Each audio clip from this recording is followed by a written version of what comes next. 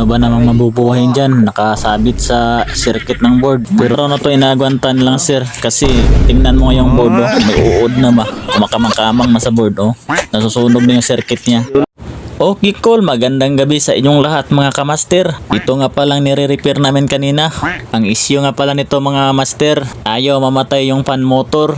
Palagi lang naka-on. Ang sabi ng tuner, sabi niya hindi ma-adjust yung fan motor niya. Palagi lang naka-high speed. Kasama nga pala natin yung pinakapugi nating busing, si Busing Greg. Sinimulan na ngang tatanggalin ni Uncle Chak yung cover. Ay simpre, hindi talaga mawawala yung partner niya, si Uncle Bert.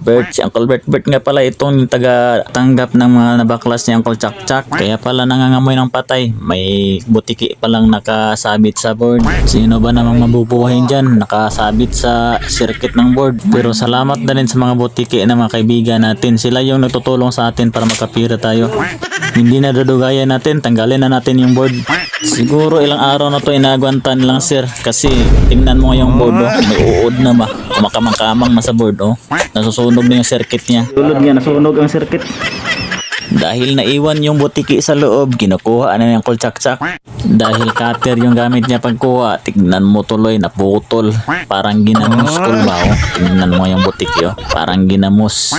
Shout out nga pala sa iyo Busing Greg Flores. Siya nga pala yung nag-disinfect sa area ng board mga angkol. Tingnan mo, ini-sprayan niya ng baygon ba kasi sobrang baho talaga mga angkol. Hindi na natin patagalin Col. Siyempre, ngipin na ba marunong mag-toothbrush? Marunong din man-toothbrush yung Col, yung board Col. Nililiguan nga pala natin yung board Col. Sobrang baho kasi. Tinatanggal natin yung mga gumagahi na mga unod ng mga tiki Col ba. Fast forward natin Col. Baka lalain mo tinanaw sa aking video Col ba. Nagbabrush Col.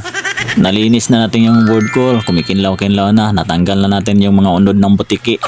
Pagkatapos, pauugahin na natin Col. Buti na lang may hair dryer si ma'am dito. Nakahiram kami. Bago natin isalang, kailangan talaga paugahin. Delikardo dalisay kasi pag isasalang natin na may basa, masisira talaga yung circuit niya.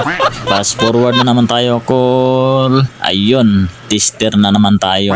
Check natin yung mga pisa kung na possible na nag-change value at yung nagsushorted ba. Check natin yung mga kapasitor kung nag-short ba siya, mga diode. Yun lang naman yung basic test natin. Focus lang tayo Col dyan sa ginawang higaan ng butiki. Wow, sana all higaan ng butiki naka-aircon. Kaso patay siya Col. Shout out nga pala sa iyo Uncle Butiki. Maraming salamat sa naging ginawa mong sakripisyo para makapira kami mga technician. Dahil wala tayong nakikitang problema, siyempre tinataod na niyang diba? Wala na siya. Pagsaksak niya mo, wala na siya andar pan motor largo ba? Oo. Gani andar largo pagsaksak? Oo. Karon, di na siya moon. Wala man. Wala pa. Wala oh. Wala. Ano na siya? Gani pagsaksak na to on siya largo. Oo. Sinok na to ang mga pulinga. Kuling na.